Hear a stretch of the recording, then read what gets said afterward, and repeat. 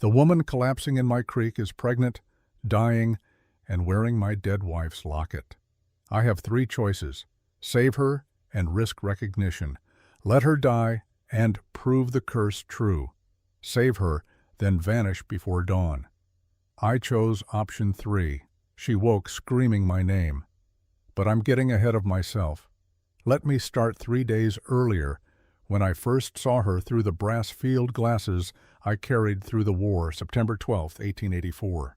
Dakota Territory stretched endless beneath a sky so blue it hurt to look at.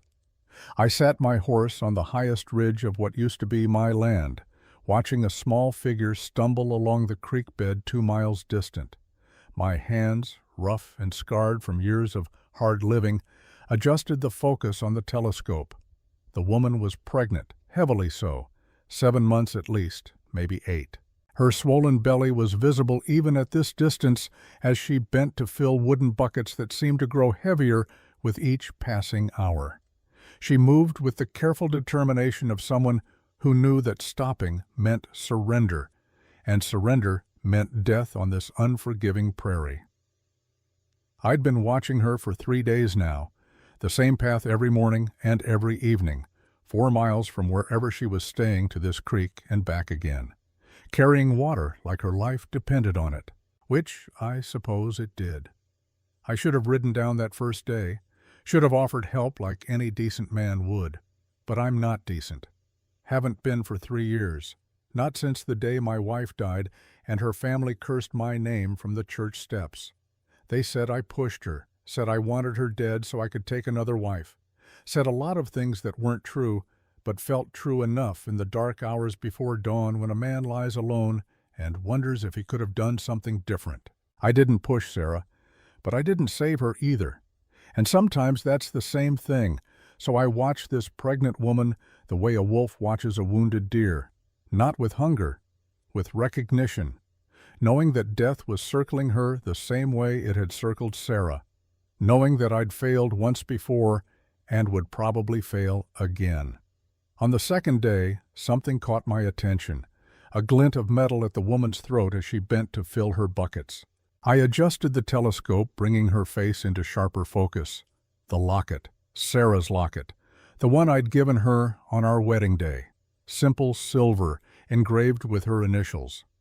I'd saved 3 months' wages for it, working extra shifts at the lumber mill before the war took me away. My hands began to shake. The telescope slipped, and by the time I steadied it, the woman had moved, but I'd seen enough. The locket wasn't the only familiar thing about her. She had a birthmark on her neck, small, shaped like a comma just below her right ear. Sarah had the same mark, inherited from their mother, she told me once. Her sister Ruth had one too, she said. Mirror image, left side instead of right. I lowered the telescope and looked at the graves on the hill behind what used to be my house. 2 wooden crosses, weathered now by 3 years of prairie storms. Sarah Stone, and beside her, the baby we'd never named, the one that died with her. The sight of those crosses had driven me from my own home. I'd moved into the old line shack 5 miles north, unable to sleep in the bed where Sarah had died, unable to walk past the room where I'd built a cradle that would never hold a child. But I'd kept the land, kept it maintained, as if Sarah might come back someday and expect everything to be exactly as she'd left it. Now her sister was here, Ruth, the one Sarah had talked about constantly in the early days of our marriage. The little sister she'd left behind in Missouri when she'd married me and moved west. The one she'd written letters to every week, letters I'd carried to town and posted without ever asking what they contained. I'd met Ruth once, briefly, at our wedding. She'd been 15 then, quiet and watchful, with the same dark eyes as Sarah, but something harder in them, something that suggested she'd seen more of life's cruelty than a 15-year-old should. Now she was here, 12 years later, pregnant and alone, and hauling water 4 miles in the brutal Dakota heat, and wearing Sarah's locket. On the 3rd day, I made my decision. I woke before dawn and rode to the ridge early, arriving just as the sun broke over the eastern horizon. The woman appeared at her usual time, moving slower than the previous days. She filled one bucket, then sat down heavily on a flat rock. Her head dropped forward, her shoulders shook. She was crying. I'd seen men cry during the war. Strong men, brave men, men who'd charged into cannon fire without hesitation. But there was something about watching this woman cry, alone in the wilderness, that hit different. She wasn't crying from fear or pain. She was crying from exhaustion, from the bone-deep weariness of someone who'd been fighting too long with too little help. She wiped her eyes and stood, lifted the bucket, took 3 steps, and collapsed. I was moving before she hit the ground. Sentinel, my bay gelding, knew the urgency in my heels and responded with the speed he'd shown during cavalry charges.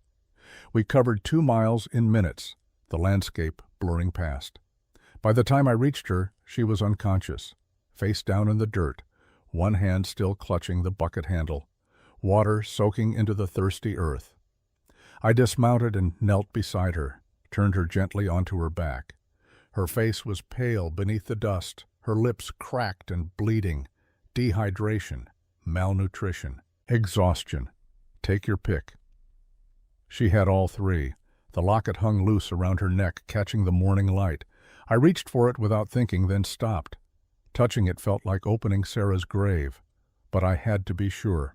I lifted the locket, thumbed it open. Inside, a photograph. Me and Sarah on our wedding day, standing stiff and formal in our best clothes.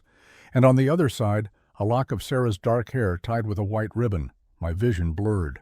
I closed the locket and let it fall back against the woman's chest. Then I did what needed doing. I lifted her as carefully as if she were made of spun glass and settled her across Sentinel's saddle. She weighed almost nothing. A woman and a baby combined shouldn't be this light. It was wrong.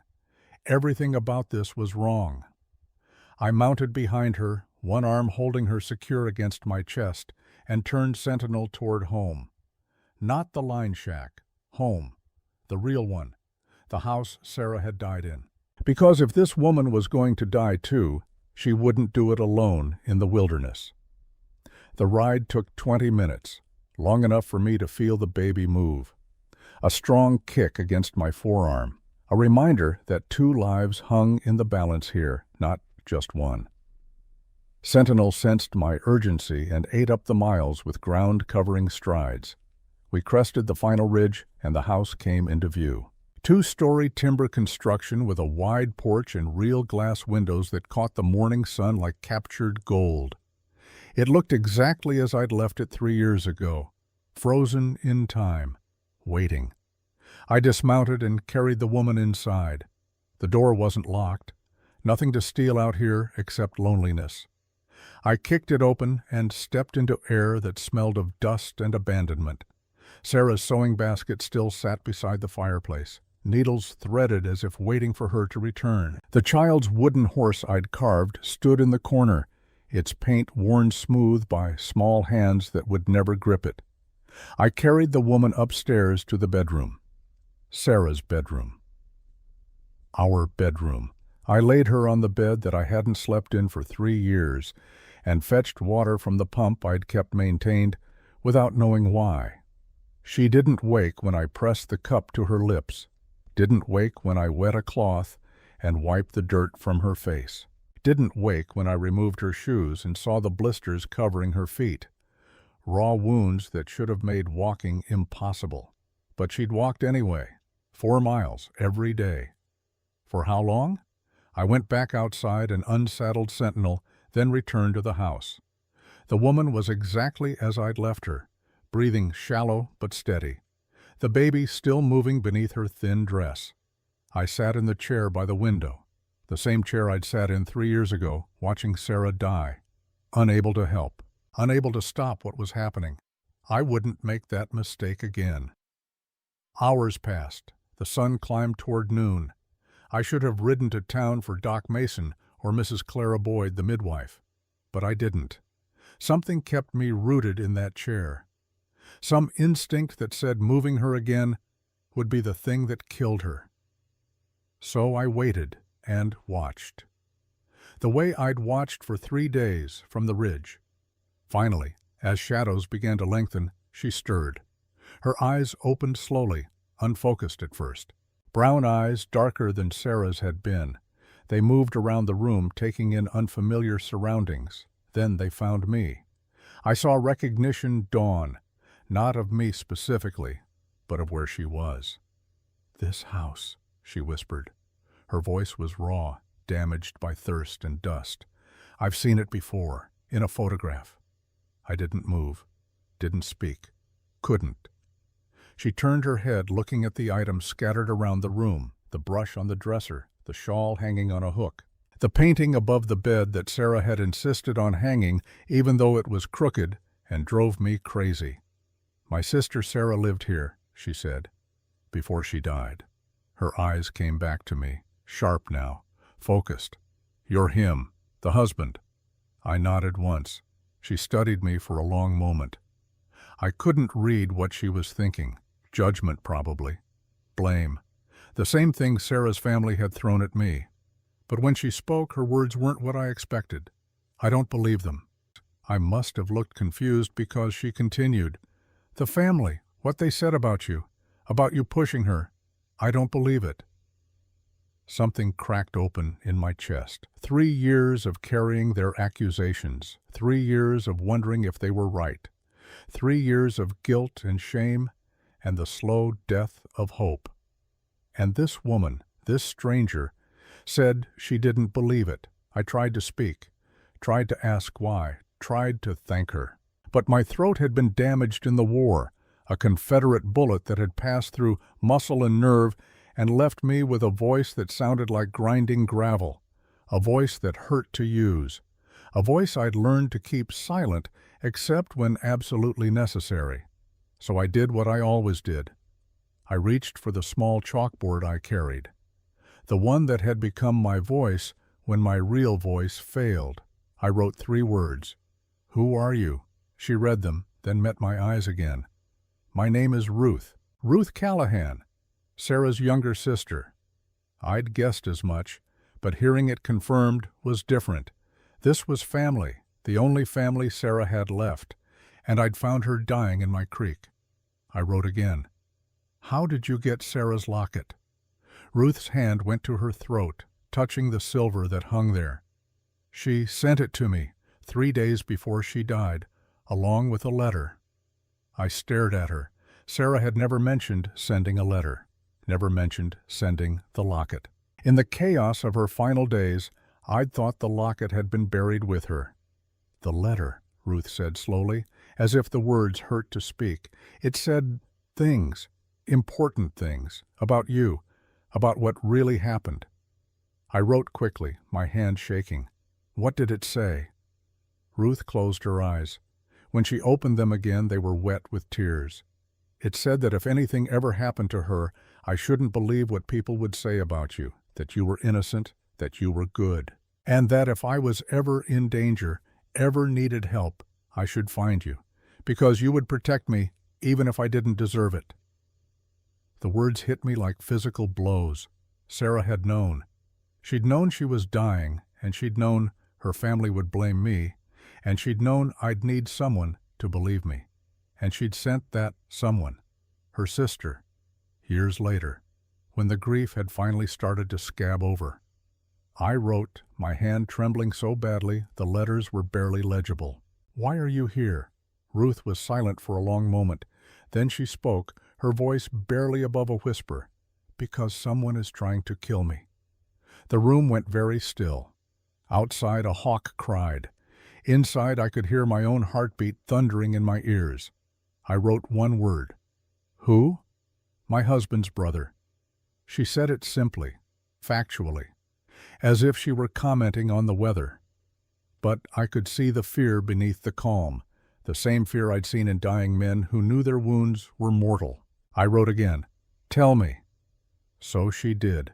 Her story came out slowly, painfully, like drawing arrows from flesh. She'd married a man named Antonio Ruiz 8 months ago. A good man, she insisted, kind, gentle. But his family had hated her from the start. She was an outsider, not Mexican, not Catholic, not worthy of the Ruiz name. Antonio's older brother Diego had been especially hostile. He'd tried to convince Antonio to annul the marriage. When that failed, he'd tried to buy Ruth off. When that failed, he'd simply waited. Antonio owned 10,000 acres of prime grazing land, inherited from their father. Diego had always believed the land should have gone to him as the eldest. When Antonio wrote a will leaving everything to Ruth and their unborn child, Diego's hostility turned to violence. "Antonio died 3 months ago," Ruth said. Her voice was flat, dead. "They said it was an accident, a collapse at the mine where he was working. But I saw the body. There were bruises. On his neck, like someone had choked him first." I wrote, "You have proof?" "I have Antonio's last letter. He wrote it 2 days before he died. He said Diego was poisoning him slowly, with arsenic. He'd been documenting his symptoms, hiding hair samples that would show the poison. He gave me everything, told me to take it to the law if something happened." "And did you?" Ruth laughed bitterly. "Diego owns the sheriff in Denver. When I tried to file a report, I was told to go home and stop making trouble. So I ran, took the papers Antonio left me, and ran. I thought if I could make it to Dakota, to you, I'd be safe. Sarah's letter said you were good at keeping people alive." The irony wasn't lost on me. Sarah had died under my watch, and now her sister was here asking for the same protection I'd failed to give. But I couldn't tell her no, couldn't turn her away, not when she'd come so far, not when she was carrying a baby that deserved a chance. I was about to write my answer when we heard it. The sound of multiple horses approaching fast, hoofbeats on hard-packed earth, moving with purpose. Ruth's face went pale. "He found me." I stood and moved to the window. 5 riders coming up the road. Even from this distance I could see they weren't locals. Their clothes were too fine, their horses too well-bred, city men playing at being cowboys. The man in the lead had dark hair slicked back with oil and a mustache waxed to points. He sat his horse like he owned it and everything else in sight.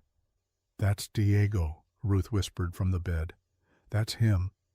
I looked at her, at the fear in her eyes, at her hand pressed protectively over her swollen belly, at Sarah's locket hanging at her throat. 3 years ago I'd failed to protect my wife, failed to save her or the baby she carried, failed in the most fundamental way a husband can fail. But Ruth wasn't my wife. I owed her nothing. Could turn her over to Diego and wash my hands of the whole mess. Could go back to my quiet existence in the line shack, alone with my guilt and my ghosts. I looked at the graves on the hill, at the crosses marking the place where my old life ended. Then I picked up the rifle that stood in the corner. The same rifle I'd carried through the war, the one that had never jammed, never misfired, never let me down when death was on the line. I checked the load, full magazine, 1 in the chamber. Ruth was staring at me. "What are you doing?" I couldn't answer with words. My throat was already tight with the anticipation of what was coming, so I wrote quickly on the chalkboard and held it up for her to see. The message was simple.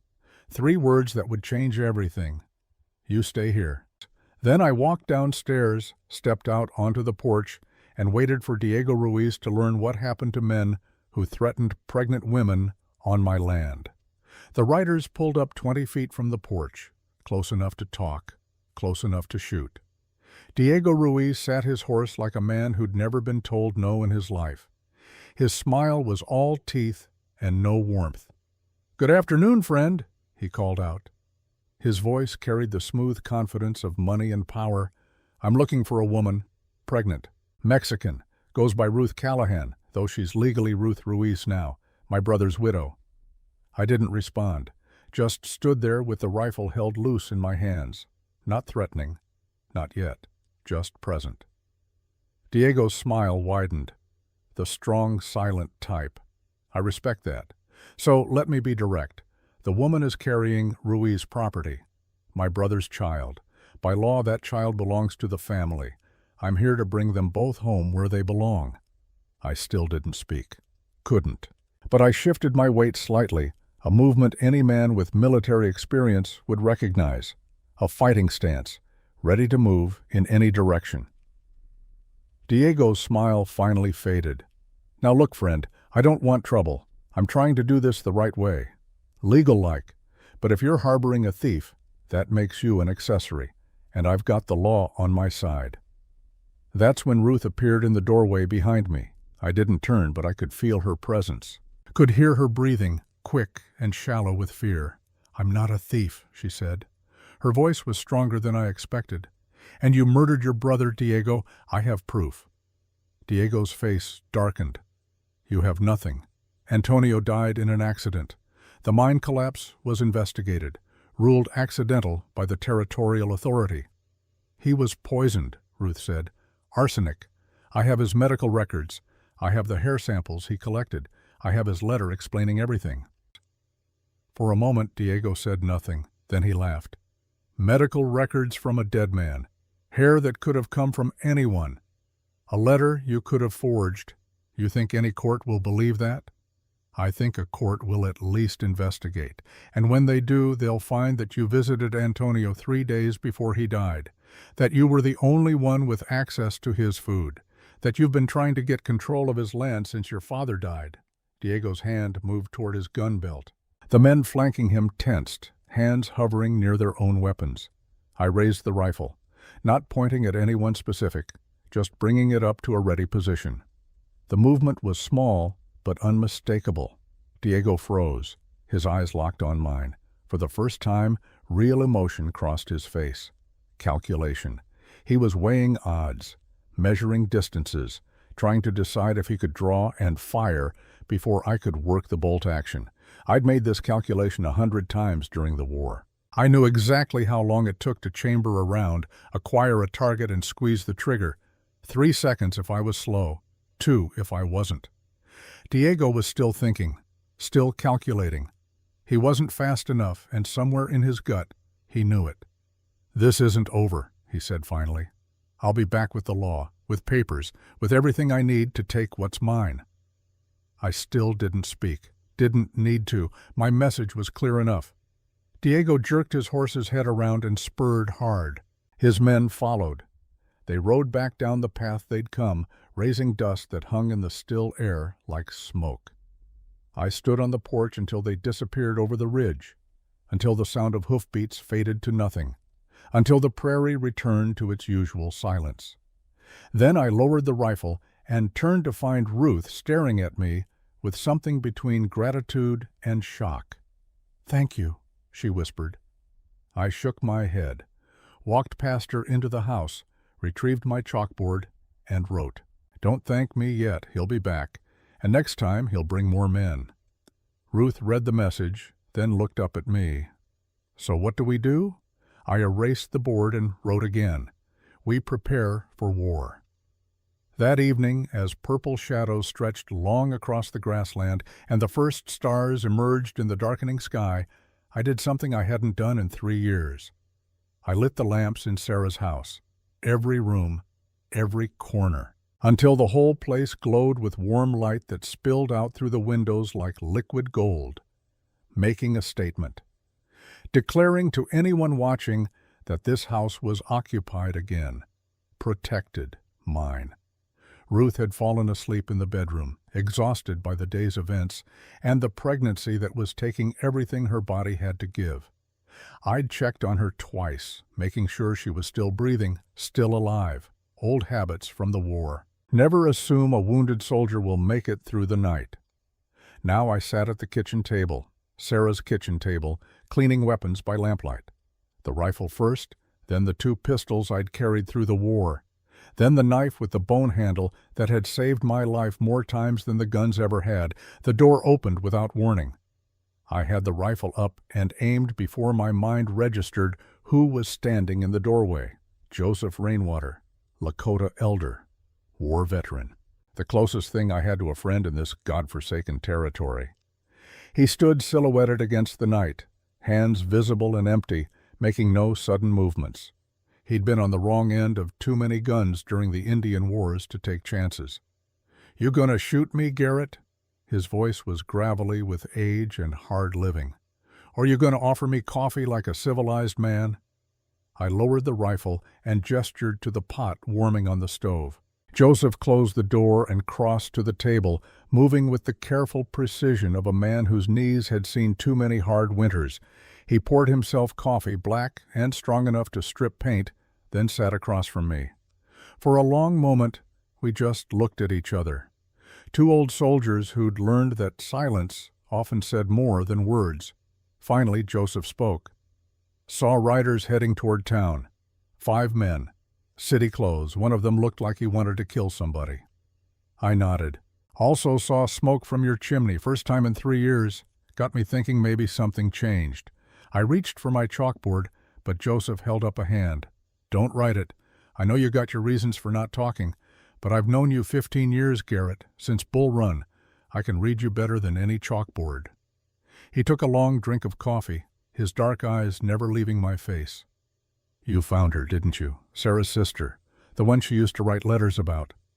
I nodded again. And she's in trouble, bad trouble, the kind that brings 5 armed men to a stranger's door. Another nod. Joseph set down his cup and leaned back in his chair. Let me tell you what I know.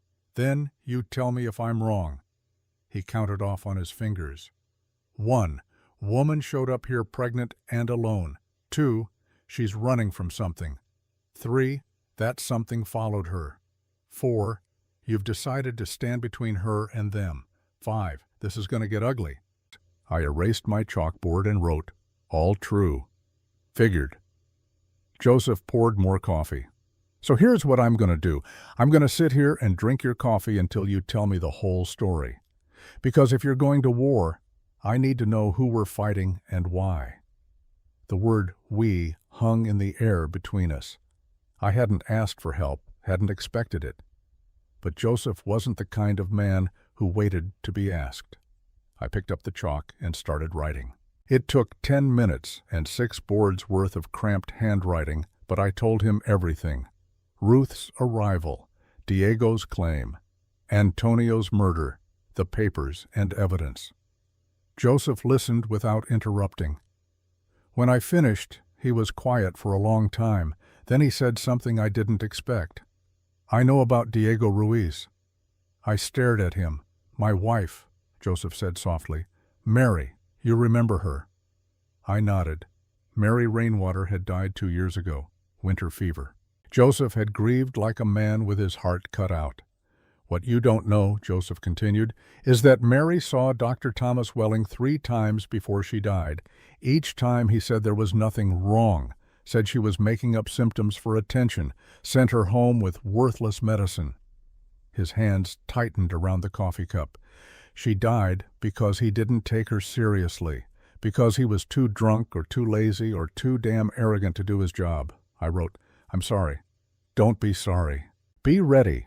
Because that same Dr. Welling is the one who witnessed Antonio's will, the one who declared his death an accident, the one whose signature validates Diego's claim that Ruth's will is invalid. I wrote quickly. Welling is corrupt? Welling is dead, Joseph said flatly. Hunting accident last week. Shot himself cleaning his rifle, they said. But I talked to the man who found the body. Wrong angle for a self-inflicted wound. Someone killed him and made it look like an accident. The pieces started clicking together in my mind. Diego needed Welling dead to eliminate the witness who could confirm Ruth's story. But he'd waited until after using Welling's reputation to validate his own claim. I wrote, Diego killed Welling. Can't prove it, but yeah, I'd bet my last dollar. And here's the thing. Joseph leaned forward. I've been investigating Welling for 2 years, trying to find evidence that his negligence killed Mary. I've got files, medical records, testimony from other patients he failed. Not enough to convict him post-mortem, but enough to raise questions about any documents he signed. I understood immediately. Ruth's will. If we can prove Welling was incompetent or corrupt, we can challenge any papers he witnessed, including the ones Diego was using to claim the land. I wrote, Why are you telling me this? Joseph smiled, but there was no humor in it. Because Mary used to tell me I needed to let go of my anger. That revenge wouldn't bring her back, and she was right. But you know what? Justice might not bring her back either, but it'll sure as hell make her rest easier." He stood and walked to the window, looking out at the darkness. "Besides, you saved my life at Shiloh, carried me 3 miles with a bullet in your leg.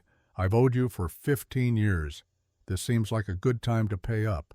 I joined him at the window. For a moment we stood shoulder to shoulder, 2 old soldiers looking out at a battlefield we couldn't quite see yet. Then Joseph spoke again, his voice quiet. "There's something else you should know, about Sarah." My blood went cold. I turned to face him. "She came to see me, week before she died, asked me about Lakota medicine, said the white doctor wasn't helping her, said she was sick and getting worse." I grabbed my chalkboard. What was wrong with her? She didn't say exactly, but she was pale, swollen, complained of headaches and spots in her vision. I told her she needed better medicine than I could give, told her to go back to the doctor, demand he take her seriously. Joseph's voice broke. I should have known, should have recognized the signs, but I didn't. And 3 days later, she was dead. I wrote with shaking hands. "It wasn't your fault." "Wasn't it? I knew Welling was incompetent. I knew he'd been drinking more. I knew he didn't care about patients who couldn't pay well, and I sent Sarah back to him anyway." He turned to face me fully. "That's why I'm helping Ruth, not just for Mary, for Sarah too.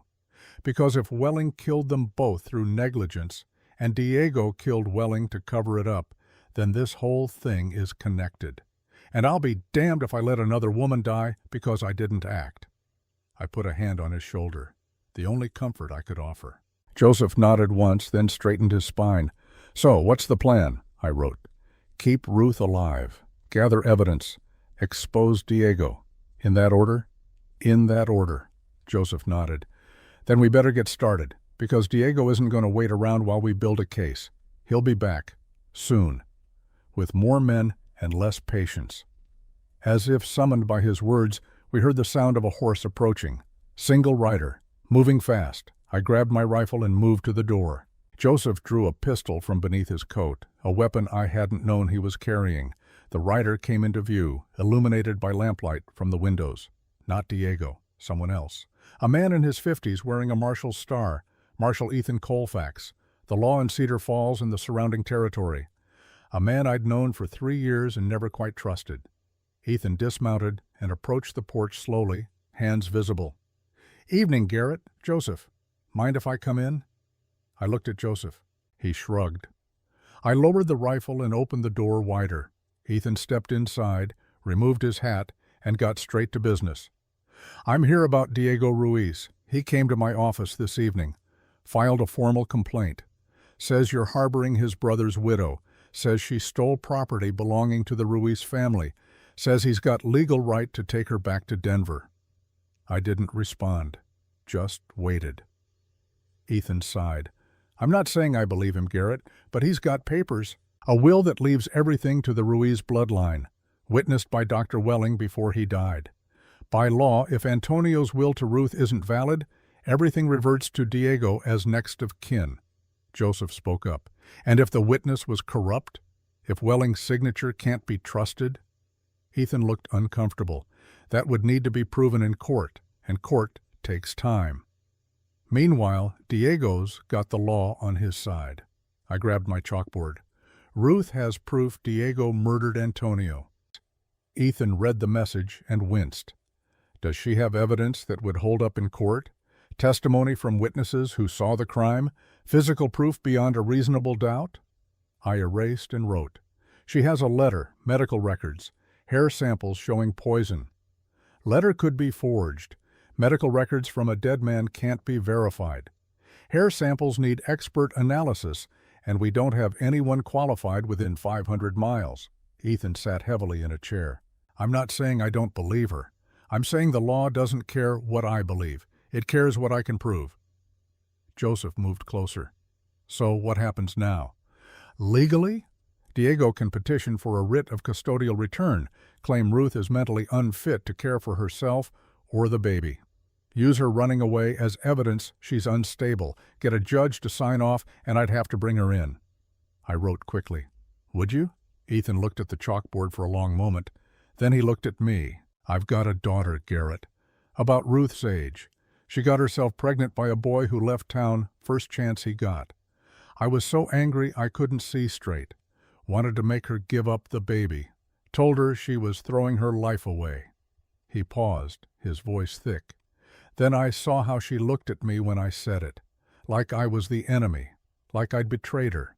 And I realized I was becoming the thing I'd always hated, a man who controls women because the law lets him." Ethan stood. "So no, I wouldn't bring Ruth in, not without a damn good reason. But Diego's gonna push this. He's got money and lawyers and all the patience of a man who knows the system works for him. He'll get his writ. Maybe not tomorrow, maybe not next week, but eventually." I wrote, "How long?" 3 days, maybe 4. Judge Thompson is in Carson City right now. Diego's lawyer is probably riding there tonight to file papers. Once the judge signs, I'll have no choice." Joseph stepped forward. "And if Ruth has evidence by then, real evidence, then I'd be obliged to investigate. Murder trumps property disputes. But it has to be solid, Joseph. Can't be circumstantial. Can't be questionable. Has to be proof that would make a judge pause." I wrote, "We'll find it." Ethan read the message and shook his head sadly. "I hope you do, Garrett, I really do. Because if you don't, and you try to stop me from enforcing that writ, then we've got a different problem. The kind that ends with good men dead and nothing solved." He walked to the door, paused with his hand on the handle. 3 days, maybe 4. Use them well." Then he was gone, swallowed by the darkness beyond the lamplight. Joseph and I stood in silence for a moment. Then he said, "You realize what he just did, right?" I looked at him questioningly. "He came here personally instead of sending a deputy. Told us exactly how much time we have. Gave us Diego's strategy. That's not official business, Garrett. That's a man with a conscience trying to help without breaking his oath." I nodded slowly. Joseph was right. Ethan had just given us everything we needed to know. The question was whether we could use it. I turned toward the stairs, intending to check on Ruth, but Joseph caught my arm. "There's one more thing." His voice was serious. "You need to understand what you're getting into here. Diego's not just some angry brother, he's connected. Money, influence, friends in high places. You stand against him, you're making an enemy who can hurt you long after this is over." I pulled out my chalkboard and wrote, "Already have enemies. Not like this. Sarah's family blamed you, sure, but they're just grieving people. Diego's different. He's smart, patient, ruthless, and he doesn't forget." I erased and wrote again, "Neither do I." Joseph studied me for a long moment, then nodded. "All right then, where it is." He headed for the door, then stopped. "I'll be back tomorrow, bringing my sons. We're going to fortify this place proper. Make it so Diego has to think twice before trying anything stupid." After Joseph left, I climbed the stairs to check on Ruth. She was awake, sitting up in bed, staring out the window at the darkness beyond. "I heard voices," she said without turning. "Was that trouble?" I showed her my chalkboard. "Marshal, Diego filed complaint. We have 3 to 4 days." Ruth was quiet for a moment, then said, "I'm sorry, I've brought this down on you. If I'd known it would be this complicated, I would have gone somewhere else." I erased the board and wrote, "Where?" "I don't know, somewhere. Anywhere but here." I wrote again, "Sarah told you to come here?" "Sarah's been dead for 3 years. She didn't know how much things would change." I sat in the chair by the window, the same chair I'd sat in while Sarah died, watching another woman in the same bed, facing similar danger. But this time would be different. This time I knew what was coming. This time I had help. This time I wouldn't fail. I wrote carefully, making sure each letter was clear. "Sarah knew exactly what she was doing. She sent you here because she trusted me to protect you. I failed her once. I won't fail you." Ruth turned to look at me, tears streaming down her face. "You didn't fail her? You couldn't have known she was sick. You couldn't have saved her." I shook my head and wrote, "I should have asked more questions. Should have insisted on better doctors. Should have done something. You did everything you could. Sometimes that's not enough. Sometimes people die and it's nobody's fault." I wanted to believe her. wanted to accept that Sarah's death wasn't my burden to carry. But 3 years of guilt doesn't disappear because someone says it should. Ruth wiped her eyes. Can I ask you something? I nodded. Why don't you talk? Is it the war? I hesitated, then wrote. Bullet through throat. Can speak, but it hurts. Easier to write. Does it hurt right now? Just sitting there? I shook my head. So you could talk if you wanted to, if it was important enough. I paused, then nodded slowly. Will you talk to me, just once? I want to hear your voice. Want to know what Sarah heard when you told her you loved her. I stared at the chalkboard. This was the request I'd been dreading. The one that meant exposing the damaged parts of myself, the parts I kept hidden behind silence and chalk dust. But Ruth was looking at me with Sarah's eyes, waiting, hoping. I set down the chalkboard and cleared my throat. The sensation was like swallowing broken glass. When I spoke, my voice came out rough and rasping, barely recognizable as human. I will protect you. Each word was agony, each syllable carved from pain. That is my vow. Ruth's eyes widened, not with disgust or pity, with understanding. Thank you, she whispered.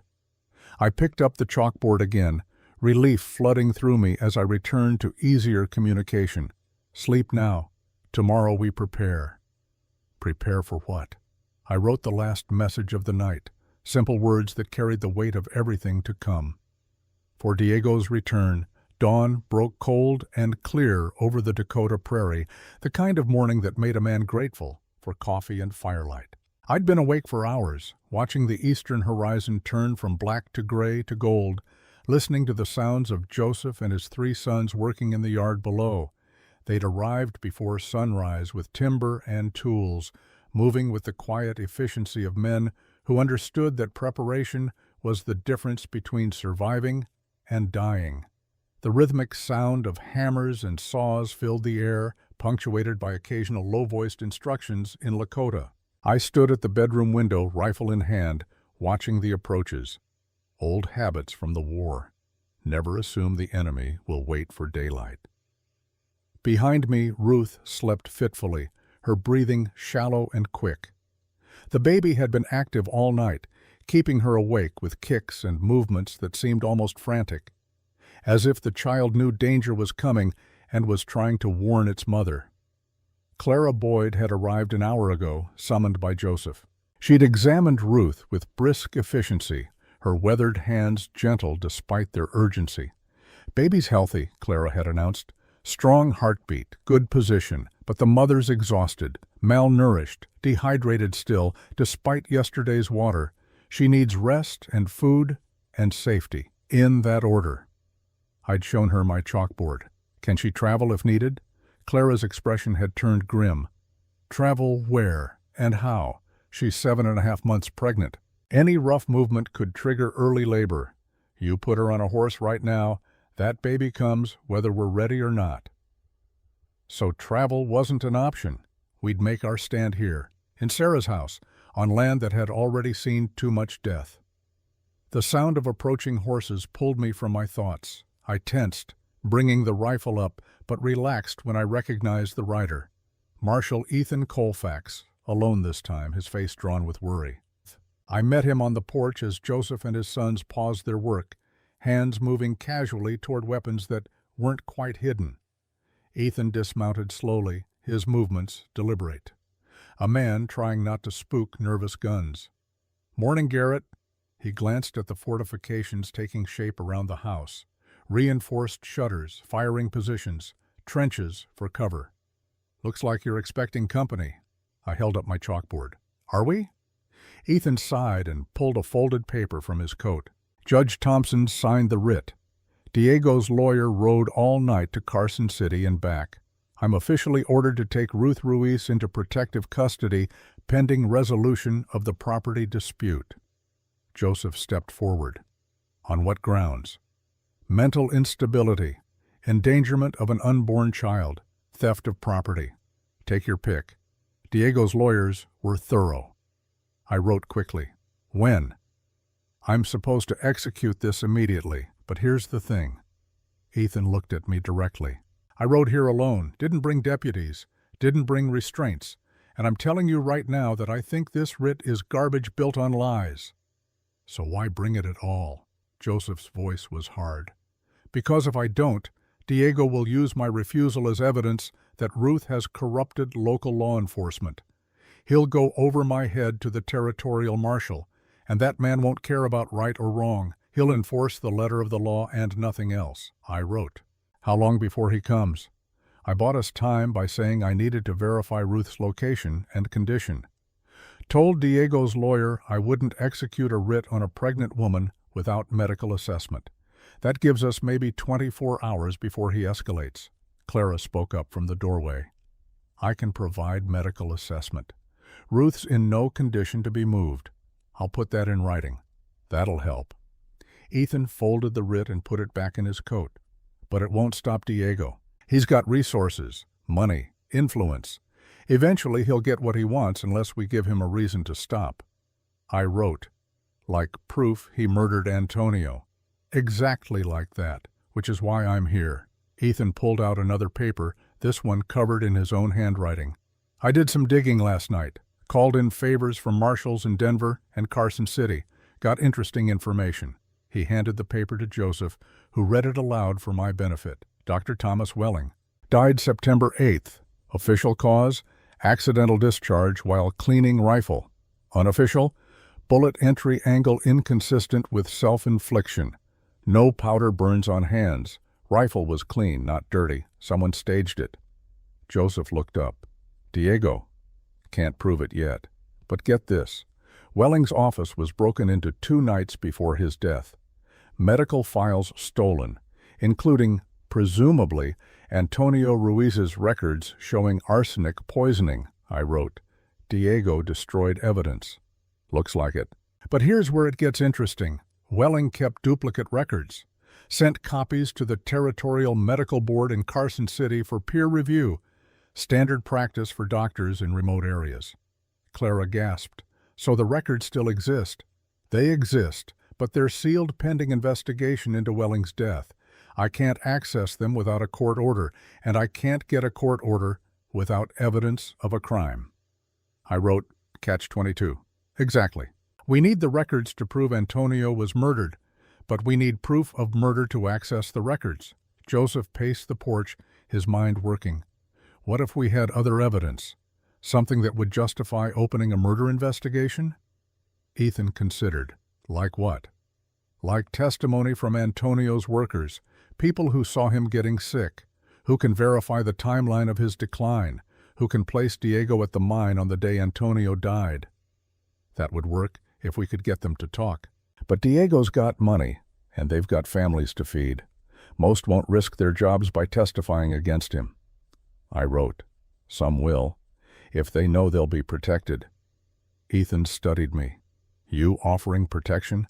Joseph and I both, plus Clara, plus anyone else who thinks murder shouldn't go unpunished. Ethan was quiet for a long moment. Then he nodded. All right, I'll put the word out, quietly. Let it be known that witnesses will be protected. But Garrett, you need to understand what you're starting here.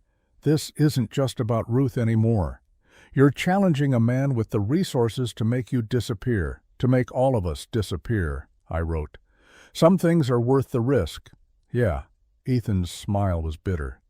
That's what my daughter said when she decided to keep her baby. Turns out she was right. Sometimes doing the right thing means accepting dangerous consequences. He mounted his horse, then paused. One more thing. Diego hired 6 men yesterday, professionals from Denver. They're camped 5 miles south, waiting for orders. When Diego decides to move, it won't be a legal proceeding anymore. It'll be a war, I wrote. We'll be ready. After Ethan left, Joseph gathered everyone in the yard. His 3 sons, strong men in their 20s, who'd inherited their father's warrior spirit. Clara, who'd seen enough frontier violence to know what was coming. And me, the silent mountain, who'd somehow become the center of a storm. We have less than a day, Joseph said. Maybe less. Diego's going to realize Ethan's stalling. When he does, he'll come with guns. So here's what we do. He sketched a rough map in the dirt with a stick. House is the strong point. We've reinforced doors and windows. good firing positions from second floor, but we need to slow them down before they reach the house. Make them think twice about charging.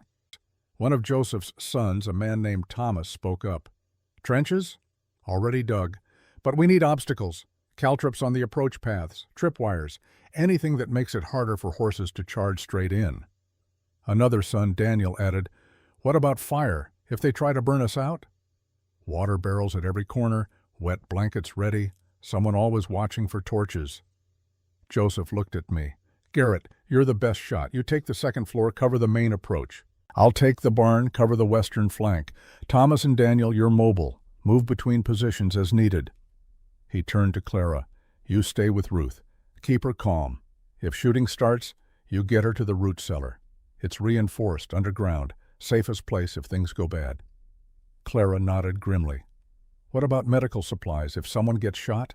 Everything's in the cellar already. Bandages, whiskey, needles, thread. Same as we used during the range wars. I wrote on my board. Rules of engagement? Joseph's face hardened. We don't shoot first. Don't give Diego legal justification for claiming self-defense, but if they come armed and aggressive, we respond in kind. These are our lives on the line. We protect them. The day passed in tense preparation. Joseph's sons worked with military precision, creating a defensive perimeter that would make any assault costly. Clara tended to Ruth, who developed a fever from stress and exhaustion. I kept watch, my eyes scanning the horizon for dust clouds that would signal riders.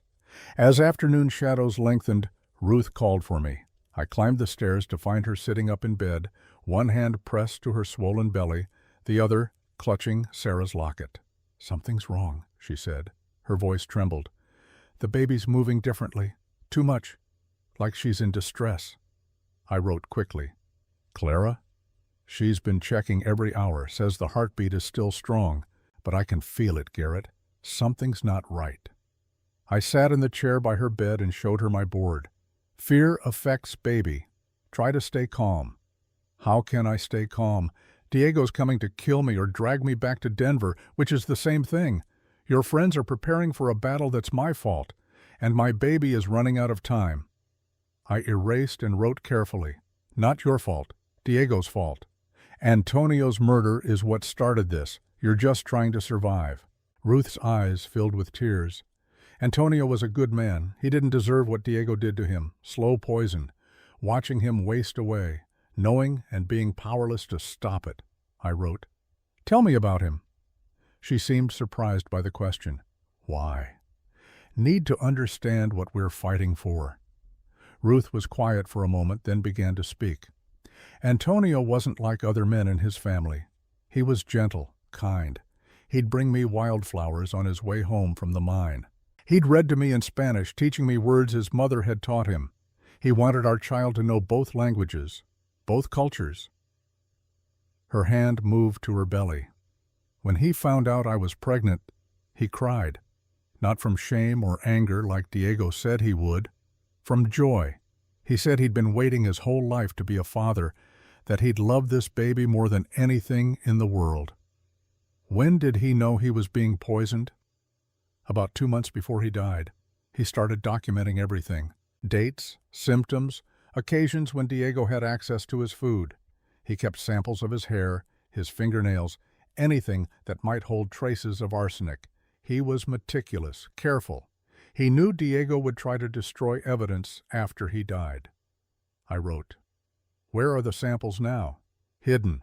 Antonio gave them to someone he trusted, someone Diego wouldn't think to threaten. Who? Ruth hesitated, then said, Clara Boyd? I stared at her. Clara had the evidence all along and hadn't mentioned it? Ruth read my expression. She didn't know what it was. Antonio gave her a sealed box, told her it was important documents for his wife, said if anything happened to him, she should give it to me. She gave it to me the day I arrived. I haven't opened it in front of anyone because I didn't know who to trust. I stood quickly and went to the door, calling down for Clara. She appeared moments later, breathing hard from the stairs. Ruth says Antonio left a box with you. Clara's eyes widened. The sealed box? Yes. I gave it to Ruth when she first arrived. Did you look inside? No. Antonio made me promise I wouldn't, said it was private documents, legal matters. I turned to Ruth and wrote, "Where is box now?" "Hidden in the room, under the loose floorboard, by the window." I moved to the spot she indicated and pried up the board. Underneath, wrapped in oilcloth, was a wooden box about the size of a book, heavy for its size. I carried it to the bed and opened it. Inside, small glass vials containing hair samples, each labeled with dates. A leather journal filled with Antonio's handwriting, documenting symptoms and timeline. And a letter, addressed to Ruth in elegant Spanish script. Clara leaned in to look. "Mother Mary, that's evidence. Real, physical evidence." I wrote, "Can this prove murder?" "The hair samples can, if we get them to a chemist who can test for arsenic. The journal shows pattern and motive. The letter is Antonio's testimony from beyond the grave." Ruth picked up the letter with shaking hands. "I haven't read this yet. Was afraid to." "Read it now," Clara said gently. "He meant it for you." Ruth unfolded the paper carefully and began to read aloud, translating from Spanish as she went. "My dearest Ruth, if you're reading this, I'm dead, and my brother Diego is the one who killed me. I write this with a clear mind and a heavy heart, knowing that what I document here will destroy my family, but save yours." Her voice broke, but she continued, "Diego has been poisoning me for 3 months. Arsenic added to my coffee each morning when he visits the mine. I've been documenting every dose, every symptom, every moment I felt death creeping closer. The samples in this box will prove it. Take them to authorities. Make them test the hair. Make them see what Diego has done." Ruth paused, wiping tears. "I married you knowing Diego would hate it, knowing he wanted the land for himself. But I didn't care because I loved you more than land, more than family approval, more than my own life. You made me believe in goodness again, in the possibility of happiness." She had to stop, overcome with grief. Clara put a hand on her shoulder. After a moment, Ruth continued, "The baby you carry is my greatest gift and my greatest regret. Gift because she's made from our love. Regret because I won't be there to see her grow. But please, Ruth, don't let Diego take her. Don't let him claim my daughter as property. She's yours, completely and forever yours." The next part made Ruth's voice drop to a whisper. "If you need help, go to Dakota Territory. Find the man called Mountain. His real name is Garrett Stone. My wife's sister was married to him before she died. Sarah Stone. She wrote to you about him once, remember? She said if you were ever in danger, he would protect you. I think she knew somehow that you'd need him." Ruth looked up at me, her eyes wide. "Antonio knew about you. Sarah told him about you in her letters to me. She was preparing for this moment even before she died." The final paragraph of the letter made everything clear. "Garrett Stone is a hard man, a silent man, a man who carries guilt he doesn't deserve. But he's also the most honorable man Sarah ever knew. She trusted him completely. So do I. If you're reading this at his home, then my final wish has come true. You found sanctuary. Now fight, Ruth. Fight for our daughter. Fight for the truth. Fight for the life I wanted to give you but couldn't. I love you. Always. Antonio." The room was silent except for Ruth's quiet crying. Clara dabbed at her own eyes. I stood frozen, processing the implications. Sarah had known, had prepared, had created a network of protection that extended beyond her death. She'd connected Ruth to Antonio through letters, had made sure Antonio knew about me, had ensured that if Ruth ever needed help, she'd know where to go. My wife had orchestrated this moment 3 years after her own death. I wrote slowly. Sarah knew Diego was dangerous. Ruth shook her head. Sarah died before I met Antonio, but she knew I'd need protection eventually. She used to say women like us attracted the wrong kind of attention, that we needed to know where safe places were. I wrote again. "These samples can convict Diego?" Clara picked up one of the vials, holding it to the lamplight. "If we can get them tested, but that requires a chemist. The nearest qualified one is in Carson City, 4 days' ride. We don't have that kind of time." "Then we don't wait for testing, Joseph's voice came from the doorway. We all turned to find him standing there, his expression grim. We use what we have right now. Leverage. Diego doesn't know Ruth has the samples. Doesn't know Antonio documented everything. That ignorance is power. I wrote. Explain. Simple. We threaten to expose him. Tell him we have Antonio's journal, the samples, the letter. Tell him if anything happens to Ruth, all of it goes public. Creates reasonable doubt about the will. Creates motive for murder. Creates questions he can't answer. That's blackmail, Clara said. That's survival. Diego's planning to take Ruth by force. We're planning to stop him with truth. Which side of that moral line bothers you more? Clara had no answer. I wrote, when do we move? Now, before Diego makes his move. We send word that Ruth wants to negotiate, offer to meet on neutral ground, show him the evidence, make him understand that violence won't get him what he wants. Ruth spoke up, her voice steadier now. He won't believe we'd give him the evidence even if we wanted to. He knows it's the only thing keeping me alive. Then we don't offer to give it to him. We offer to keep it secret, in exchange for him leaving you alone, dropping the legal claims, walking away. You think he'll agree to that? Joseph smiled coldly. No, but I think he'll come to the meeting. And when he does, we'll have witnesses. Marshal Ethan, Clara, me, all documenting what's said. Creating a legal record that proves Diego knew about the evidence and tried to suppress it. That's conspiracy. That's obstruction. That's enough to open a murder investigation. I wrote, you're setting a trap. I'm evening the odds. Diego's got money and lawyers and hired guns. We've got truth and desperation and the fact that we're all too stubborn to die quietly. He was right. It was risky, dangerous, could backfire spectacularly. But it was better than sitting here waiting for Diego to attack on his terms. I wrote, how do we contact him? I'll ride to his camp, deliver the message personally. Tell him Ruth wants to avoid bloodshed, that she's willing to discuss terms. He'll see it as weakness, Clara warned. Let him. Overconfident enemies make mistakes. Before anyone could argue further, the sound of gunfire cracked through the evening air. Single shot, then another, coming from the southern approach. I grabbed my rifle and ran to the window. In the fading light, I could see riders approaching. 6 men, not sneaking, not careful, riding hard and fast directly toward the house. Diego had made his move, and we were out of time. The first bullet shattered the front window, spraying glass across the parlor floor. I was already moving, pushing Ruth's door closed as I ran past, taking the stairs 3 at a time. Joseph met me at the landing, rifle in hand, his face grim with the acceptance of violence. They're not waiting for negotiations. I nodded and moved to my position at the second-floor window.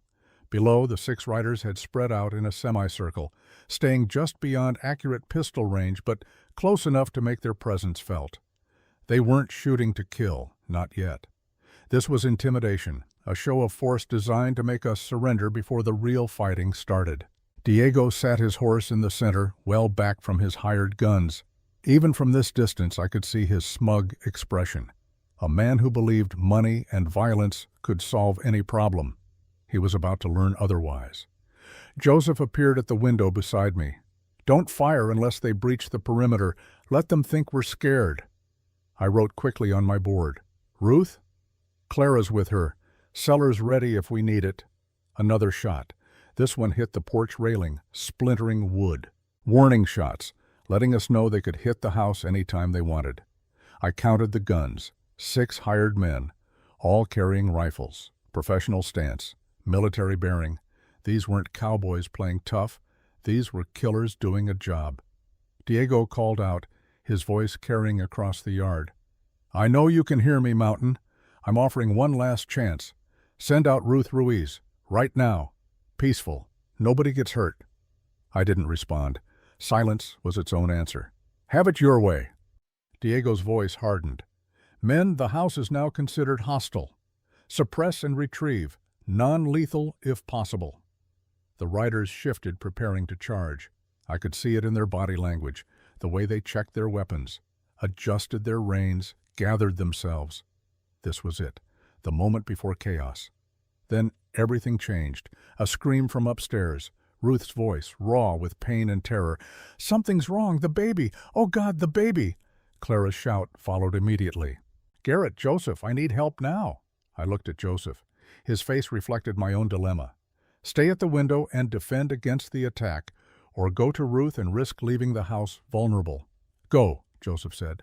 "I'll hold them as long as I can, but Garrett, if that baby's coming, there's no time for anything else." I hesitated for one heartbeat, then made my choice. I ran for the stairs. Behind me, Joseph's rifle barked once, twice, 3 times. Warning shots aimed high, buying time. I burst into the bedroom to find Ruth doubled over on the bed, both hands clutching her belly. Water soaked the sheets beneath her. Her face was twisted with agony. Clara looked up at me, her expression grave. "Water broke. Baby's coming now. She's in active labor." I stared at her, not in 3 days when we'd planned, not after Diego was dealt with. Now, in the middle of a siege, with hired guns outside and no doctor within 20 miles. I wrote frantically, "How long?" Could be hours. Could be minutes. First babies are unpredictable, but this one's not waiting for permission. Another scream from Ruth. I saw her back arch, saw her hands go white-knuckled on the sheets. A contraction, strong enough to make her whole body shake. Gunfire erupted outside, sustained now, not warning shots. Joseph and his sons had opened up on the riders, forcing them back, buying us time measured in minutes. Clara grabbed my arm. "I need hot water, clean towels, and whiskey." For her and for me. This isn't going to be easy. I ran. Down the stairs, past Joseph, who was reloading at the window, into the kitchen. I stoked the fire, set water to boil, grabbed every clean cloth I could find. My hands moved on muscle memory while my mind reeled. Sarah had died in childbirth, died in this house, in that bed, with me unable to help. History was repeating itself. Thomas, one of Joseph's sons, appeared in the kitchen doorway. Blood streaked his face from a graze wound. They're pulling back, regrouping, but they'll try again. Diego's screaming at them to push harder. I grabbed the hot water pot and the towels and pushed past him, back up the stairs, back to Ruth. I found Clara kneeling beside the bed, coaching Ruth through breathing exercises. "That's it. In through the nose, out through the mouth. Don't push yet, not until I say." Ruth saw me and reached out. I took her hand. She gripped with crushing strength, her nails digging into my palm. "I'm scared," she whispered.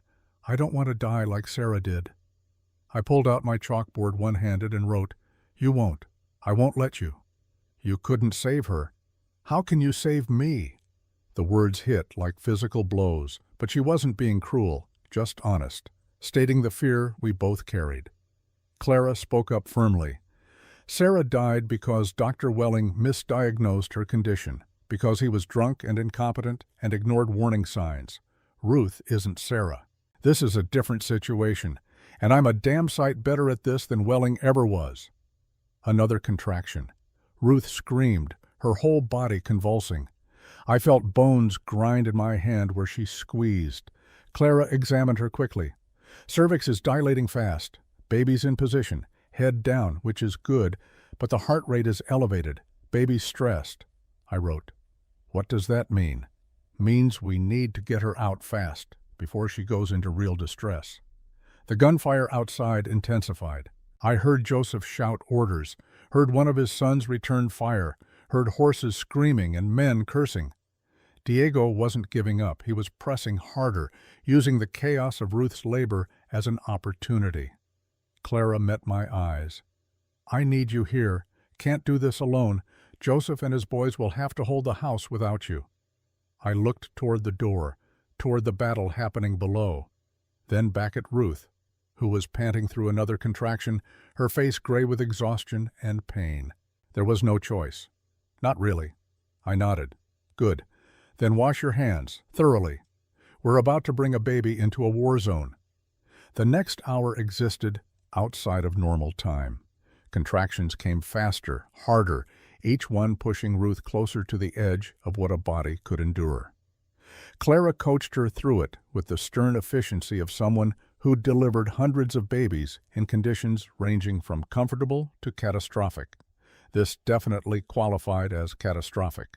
Outside, the battle raged. I could hear Joseph's rifle speaking steadily, methodically. Could hear his sons shouting positions and warnings. Could hear the hired guns returning fire, their bullets thudding into timber and shattering what windows we hadn't already barricaded. And underneath it all, Diego's voice, screaming orders, demanding his men push harder, promising bonuses if they brought Ruth out alive. Ruth pushed when Clara told her to push, breathed when Clara told her to breathe, screamed when the pain became too much for breathing to help. And I knelt beside the bed holding her hand, watching a woman fight the same battle that had killed my wife. "I can see the head," Clara's voice cut through the chaos. "Ruth, next contraction, you push with everything you have. Understand? Everything." Ruth nodded weakly. She'd been pushing for 40 minutes. Her strength was failing. Her body was giving out. If the baby didn't come soon, we'd lose them both. The contraction hit. Ruth bore down, her scream tearing through the house louder than any gunshot. I saw muscles strain, saw blood and fluid, saw Clara's hands moving with practiced precision. "That's it. Keep pushing. She's crowning." Another push. Another scream. Ruth's grip on my hand went slack. Her eyes rolled back. "She's passing out!" I wanted to shout it, but my damaged throat wouldn't cooperate. I grabbed my chalkboard desperately. "I see it," Clara snapped. "Ruth, stay with me. One more push. Just one more." But Ruth was gone, consciousness fleeing from pain and exhaustion. Her body went limp. Clara looked at me, her face grim. "She can't push if she's unconscious. Baby's stuck, caught in the birth canal. If we don't get her out in the next 2 minutes, we lose them both." I stared at her. 2 minutes. 120 seconds. Less time than it took to boil water or reload a rifle or make any of the 1,000 small decisions that made up a day. "There's a procedure," Clara said quickly. "Risky as hell, but it's all we've got. I need to reach in, guide the baby's shoulders through, but if I do it wrong, I could tear Ruth, could cause hemorrhaging, could kill her trying to save her." I wrote desperately. "Other option?" "There is none. This is it. Hail Mary time." Clara positioned herself, took a deep breath. "I need you to keep her still. If she wakes up and thrashes while I'm doing this, it's over." I moved to hold Ruth's shoulders, my hands, so used to violence and survival, now trying to be gentle, trying to provide the stability Clara needed. Clara's hands disappeared. I saw her face tighten with concentration, saw sweat bead on her forehead, saw her lips move in what might have been prayer or might have been curses. Ruth stirred, her eyes fluttered. "Hold her," Clara commanded. I held, put my weight on Ruth's shoulders, kept her pinned to the bed even as consciousness returned and pain made her try to move. "Almost there. Baby's shoulder is through. Just one more. Come on, little one. Come on." A gunshot exploded downstairs, closer than the others, inside the house. One of Diego's men had breached the perimeter. Joseph's voice roared, "Thomas, back door!" More gunshots, the sound of bodies hitting floor, someone screaming in pain. And through it all, Clara worked, her hands performing a miracle measured in millimeters and seconds. "Got it. She's coming." Suddenly, there was movement. Ruth's body convulsed one final time, and then, sliding into Clara's waiting hands with a rush of blood and fluid, came a baby. Small, too small, gray-skinned and silent. Clara moved with speed born of desperation. She cleared the baby's mouth, rubbed the tiny chest. Nothing. No cry. No movement. "She's not breathing." Clara's voice held an edge of panic I'd never heard before. "Garrett, I need you. Infant CPR. You've got to." She thrust the baby toward me. Placed the tiny body in my hands. Hands that had killed men. Hands that had failed to save Sarah. Hands that now held the smallest, most fragile thing I'd ever touched. I looked at Clara, terrified. "Mouth to mouth," she instructed. "Gentle breaths. Just enough to make her chest rise. Count of 3 between each breath. Do it now." My hands were shaking. The baby was so small, so still, gray turning to blue. I thought of Sarah, of the baby that had died inside her, of 3 years of guilt and failure. Then I thought of Ruth, of Antonio's letter, of the promise I'd made. I lowered my head, put my mouth over the baby's tiny nose and mouth, breathed gently, once, twice, 3 times. Nothing. Clara was working on Ruth, trying to stop bleeding that was coming too fast. "Keep going! Don't stop!" I breathed again and again, counting between breaths, watching for any sign of life. The room had gone quiet. I realized the gunfire outside had stopped. Either Joseph had driven them off or something worse had happened. I didn't care. All that mattered was this moment, this baby, this one chance to save a life instead of taking one. I breathed again, and the baby gasped, a tiny, weak sound, barely audible, but unmistakable. Then she cried, a thin wail that grew stronger with each second. Her skin flushed from gray to pink, her tiny fists clenched, her legs kicked weakly. She was alive. Clara looked up from Ruth, tears streaming down her face. "You did it. Oh God, Garrett, you did it." I held the baby, this impossible tiny human, and felt something break open inside my chest. 3 years of frozen grief. 3 years of believing I'd never save anyone. 3 years of silence and guilt and death.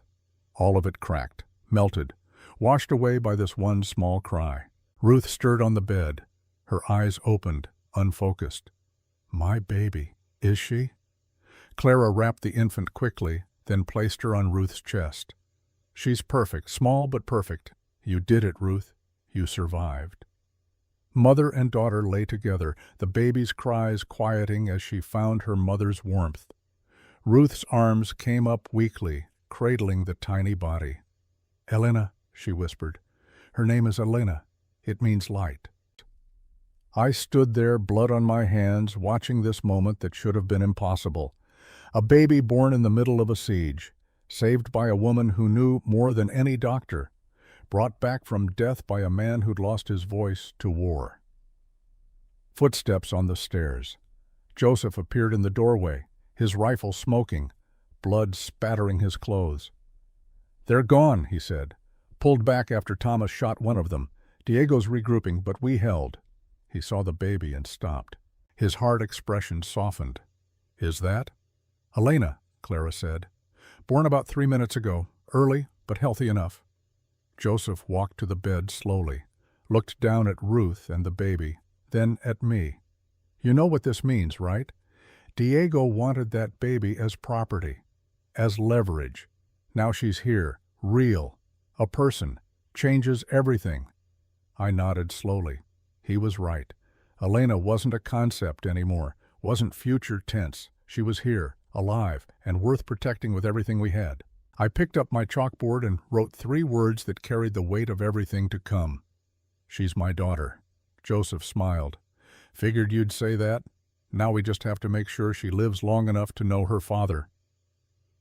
The night after Elena's birth, I sat in the chair by Ruth's bedside and watched 2 miracles breathe in rhythm with each other. Mother and daughter, both exhausted, both alive against odds that should have killed them. Clara had finally gone downstairs to rest after 16 hours of constant vigilance.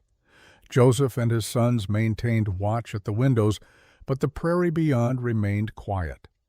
Diego's men had withdrawn after Thomas put a bullet through one man's shoulder. Not a killing shot, but enough to make them reconsider the cost of their employment. Morning would bring decisions. Morning would bring Diego back with reinforcements or lawyers or both. But for now, in these stolen hours of darkness, I could pretend we'd won something more than a temporary reprieve. Ruth stirred, her eyes opening slowly. She looked at Elena first, the way all mothers do, checking that breath still came and went. Then she looked at me. "You're still here." Her voice was hoarse from screaming. I held up my chalkboard. Where else would I be? Preparing defenses, planning strategy, doing what men do when war is coming.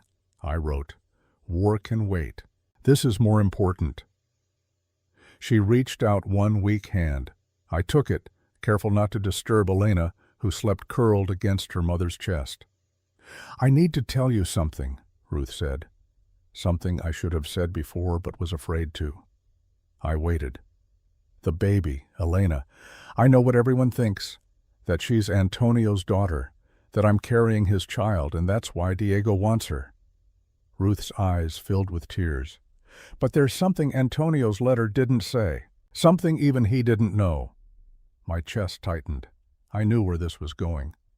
Elena was conceived before I married Antonio, 2 months before, by a man I thought loved me, a man who promised marriage and then disappeared when he found out I was pregnant. She gripped my hand harder. "Antonio knew. I told him the truth before we married, and he said it didn't matter, that he'd love her as his own, that he wanted to be her father regardless of blood. We married knowing the baby wasn't his.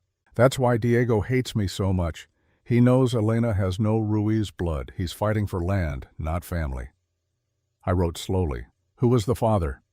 "A railroad worker named James. I don't even know his last name. He was passing through Missouri, charming, handsome, full of promises about the life we'd have together out west." Her laugh was bitter. "I was foolish enough to believe him, and when I told him about the baby, he left on the next train east. Haven't seen him since." I erased and wrote again. "Antonio married you anyway?" "Antonio was a better man than anyone knew. He said a child shouldn't suffer for her parents' mistakes, that Elena deserved a father who chose her. He said blood was the least important part of being family." The words hit me like revelation. Antonio had understood something I was only beginning to learn, that fatherhood wasn't about biology. It was about showing up, about choosing to love when you didn't have to. So when Diego claims Elena belongs to the Ruiz family, he's lying. She has no legal right to Antonio's land. His will leaving everything to me and the baby is technically invalid because she's not his heir. I stared at her. This changed everything. If Diego knew the truth, he could challenge the will on different grounds, could prove Antonio had no biological children and, therefore, the land should revert to blood relatives.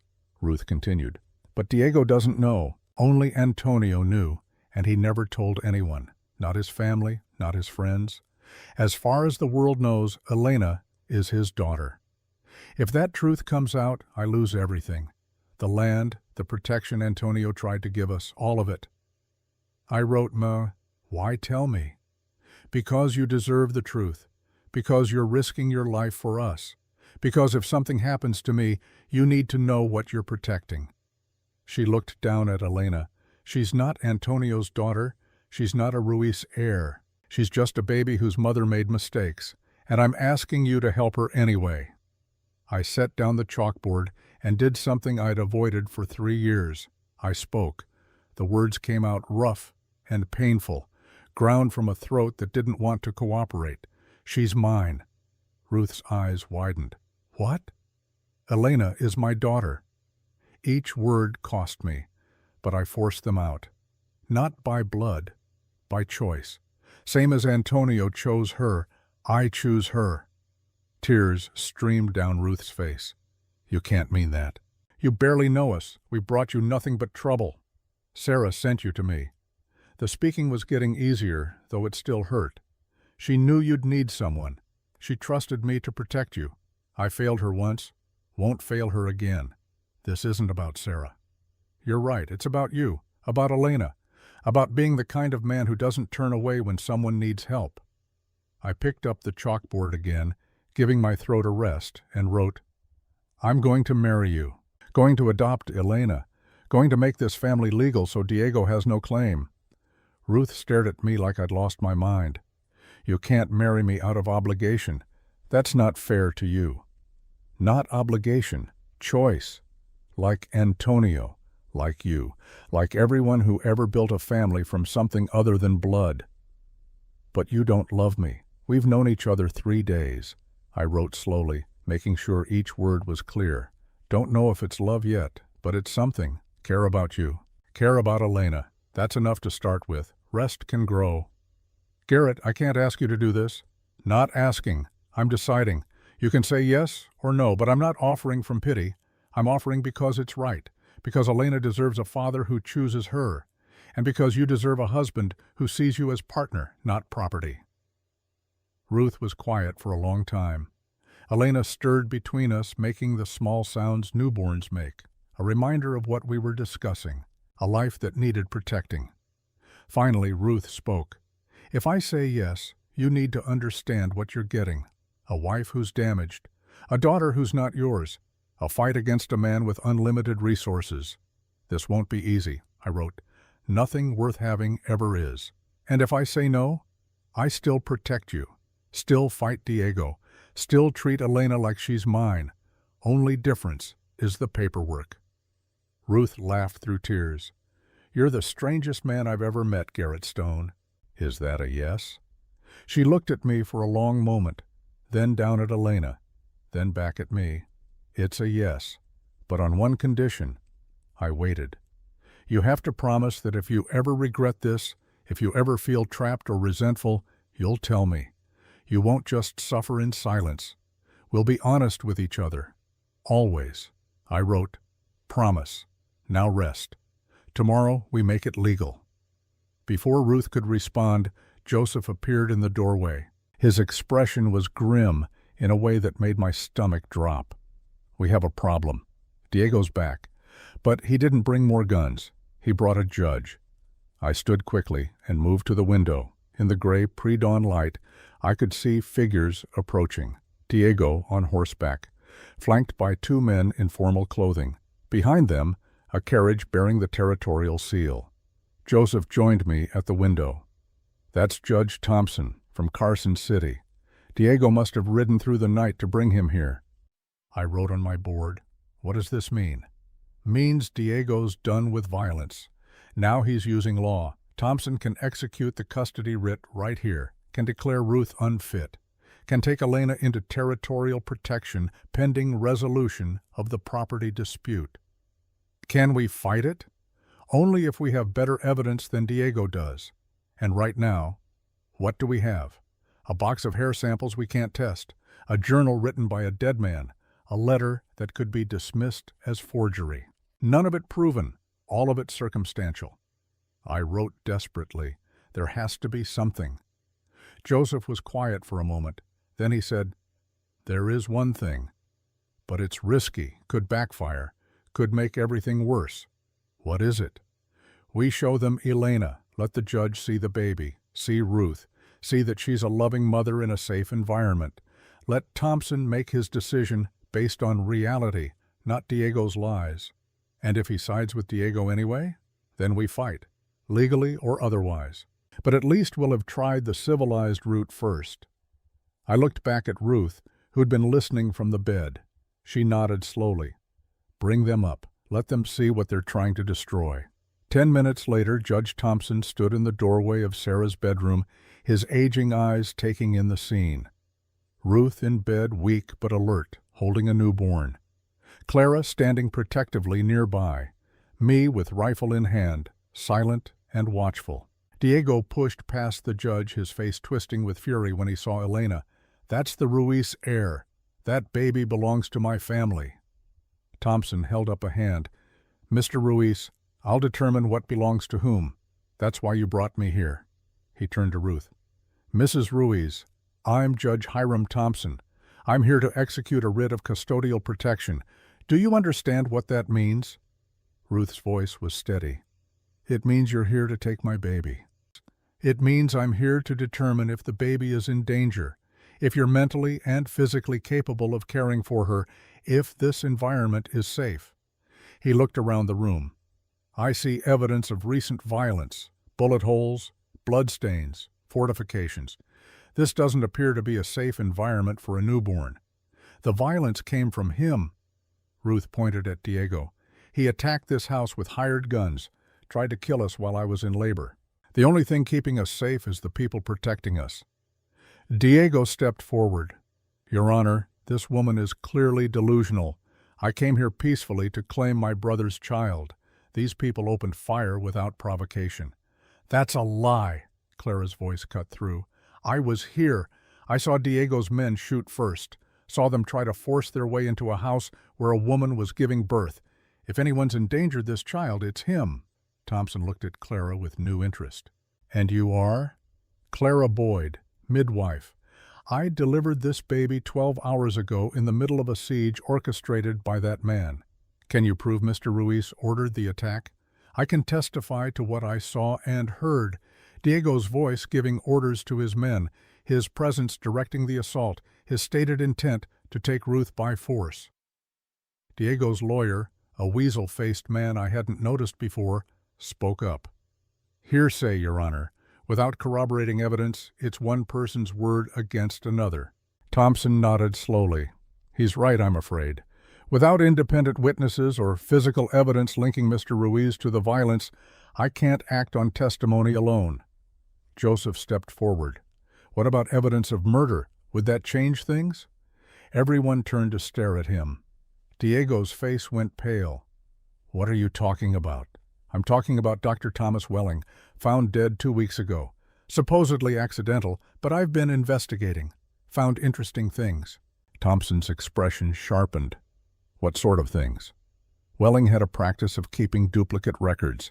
Sent copies to the Territorial Medical Board. I contacted them yesterday. They confirmed Welling filed reports about Antonio Ruiz showing symptoms consistent with chronic arsenic poisoning. Documented it 3 times over 2 months. Then Antonio died. Then Welling died. Convenient, wouldn't you say?" Diego found his voice. "You're making this up. There are no such records." "Actually, there are." Joseph pulled papers from his coat. "I rode to Carson City yesterday, called in favors, got copies of Welling's filed reports, all of them documenting Antonio's deteriorating condition, all of them noting that Antonio suspected poisoning, all of them ignored because Welling was too corrupt or too paid off to investigate properly." He handed the papers to Thompson, who read them with growing concern. "This is serious, Mr. Rainwater. If authentic, these documents suggest Dr. Welling had knowledge of a potential crime and failed to report it. They're authentic, sealed and filed with the Territorial Board, public record. And there's more." Joseph pulled out another paper. "This is Welling's death certificate, signed by the Carson City coroner. Notes several inconsistencies with the official story. Wrong angle for self-inflicted gunshot. No powder burns. Rifle had been recently cleaned, not in the process of being cleaned." Thompson's face darkened. "Are you suggesting Dr. Welling was murdered?" "I'm suggesting someone had motive to silence the one man who could testify about Antonio's poisoning. Someone who benefited from both deaths. Someone standing in this room." All eyes turned to Diego. His lawyer jumped in quickly. "This is outrageous speculation. My client was nowhere near Dr. Welling when he died. He has alibis, witnesses. Then he won't mind if Marshal Colfax investigates. Opens an official inquiry, questions those witnesses, examines the timeline." Joseph's smile was cold. "Unless there's something he's trying to hide." Diego's composure cracked.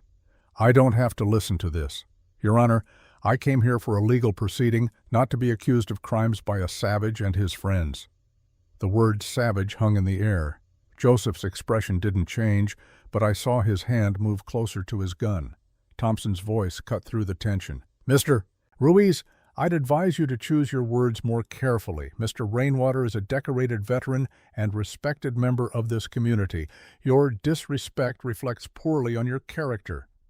He turned to study the medical reports more carefully. The room held its breath. Finally, Thompson looked up. "These documents raise serious questions, questions that supersede a simple custody matter. If Antonio Ruiz was murdered, and if Dr.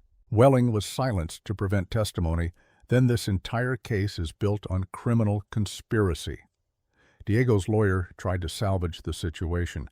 "Your Honor, even if these allegations have merit, they don't change the fundamental issue. The baby is Antonio Ruiz's heir. By law, she belongs with the Ruiz family." That's when Ruth spoke up, her voice clear and strong, despite her exhaustion. "Elena isn't Antonio's daughter." Everyone froze. Diego stared at her. "What did you say?" "Elena isn't Antonio's biological child. She was conceived before I married him, by another man. Antonio knew. He married me anyway. Wanted to be her father despite the lack of blood relation. Ruth looked directly at Diego. So your claim that she's a Ruiz heir is false. She has no Ruiz blood. Never did. Antonio's will, leaving her his property, is meaningless because she's not his biological child. The room erupted. Diego's lawyer was sputtering objections. Diego himself looked like he'd been slapped. Clara gasped. Joseph's eyebrows shot up, but Thompson held up a hand for silence. When he spoke, his voice was thoughtful. Mrs. Ruiz, do you understand what you just admitted? You've essentially invalidated your own legal claim to your late husband's estate. I understand completely. I'm saying I have no right to Antonio's land. Never did. Diego was right about that. The will is invalid. Diego's expression shifted from shock to triumph. Finally, the truth.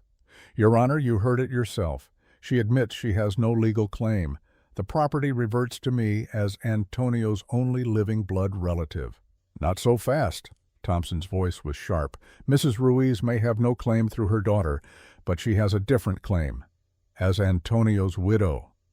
Diego's smile faltered. Thompson continued, under territorial law, a widow is entitled to 1/3 of her deceased husband's property regardless of heirs. If Antonio had no biological children, as Mrs. Ruiz now claims, then she's entitled to 1/3 and you're entitled to 2/3. Not everything, 2/3. But that's not fair. The land should stay in the family. The land will be divided according to law, 1/3 to the widow, 2/3 to the blood relative. Unless, Thompson paused meaningfully, the blood relative is convicted of murdering the deceased, in which case inheritance law forbids a murderer from profiting from their crime. Everything would go to the widow. The implication hung heavy in the air. Thompson turned to me. And you are? I held up my chalkboard. Garrett Stone. I own this house. Ruth is my guest. More than that, Your Honor. Ruth's voice was steady. Garrett has asked me to marry him. I've accepted. We're getting married as soon as legally possible. Diego exploded. This is a conspiracy. She's using marriage to steal what rightfully belongs to my family. Thompson ignored him. Mrs. Ruiz, marriage to Mr. Stone wouldn't change your inheritance status. You'd still be entitled to 1/3 of Antonio's property. I don't want it, any of it. Diego can have the land. I just want Elena to be safe, to grow up without someone trying to claim her as property. And Mr. Stone? Thompson looked at me. What's your interest in this situation? I wrote carefully. I want to adopt Elena, be her legal father, protect her and Ruth from men who see them as assets instead of people.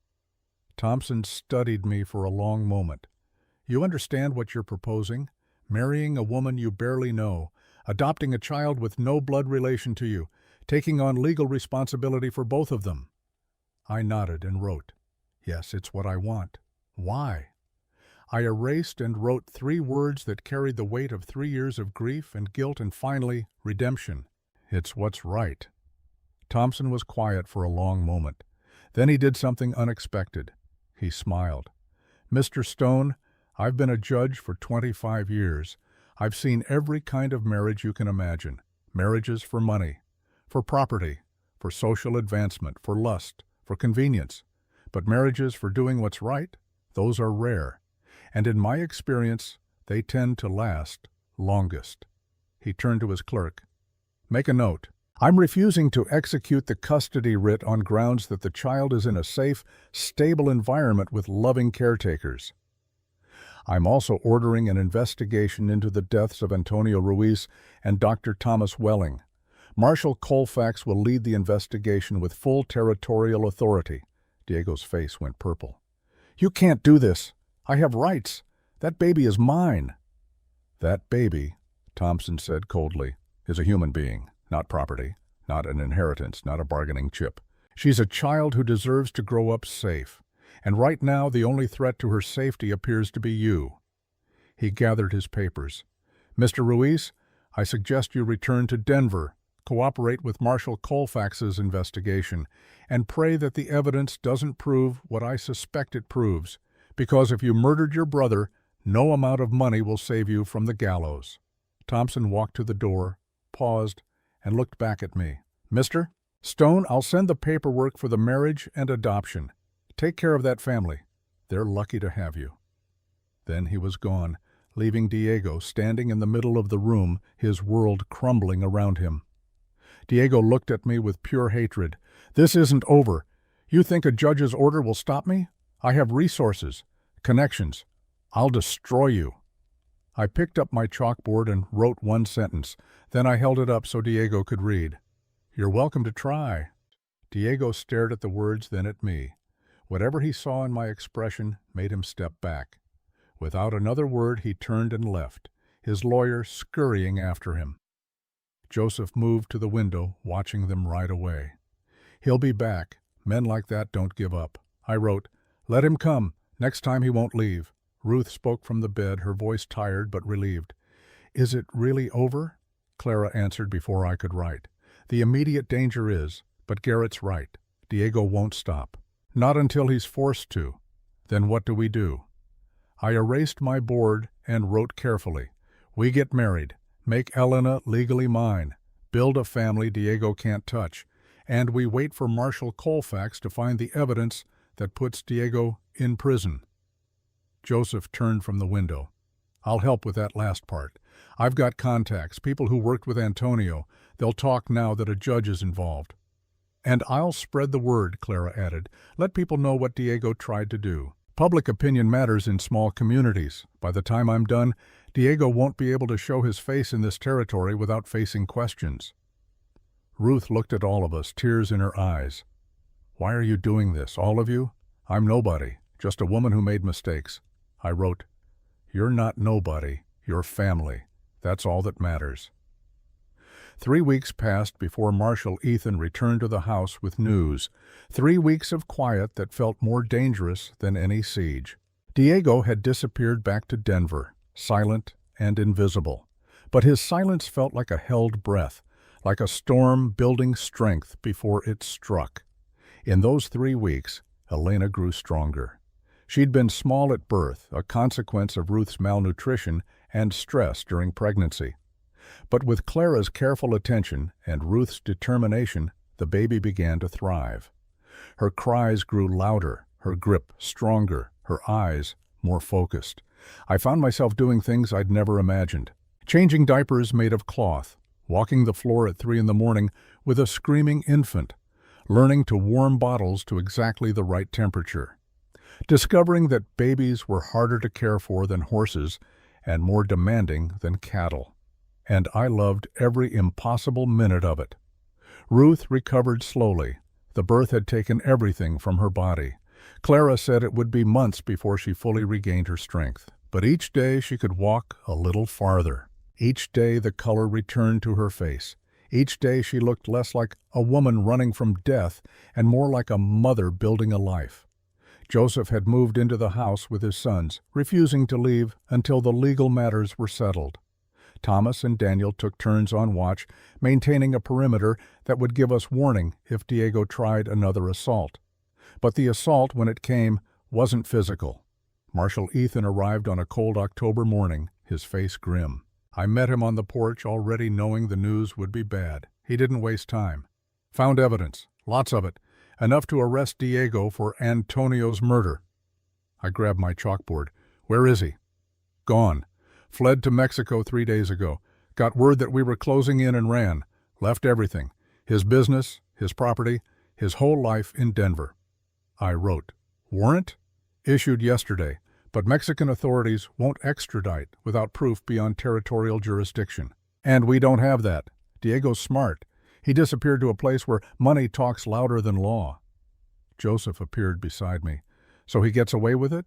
After everything?" "For now, but here's the interesting part. Before Diego fled, he sold everything, his business, his Denver property, even Antonio's land that he'd been fighting for, sold it all for cash and took the money south." I wrote, "Sold Antonio's land? To who?" Ethan pulled out a document. "To the territorial government. They wanted it for a railroad expansion. Diego got a fair price, $2,000. Joseph whistled. "That's a fortune." "It is. And by territorial law, 1/3 of that belongs to Ruth as Antonio's widow."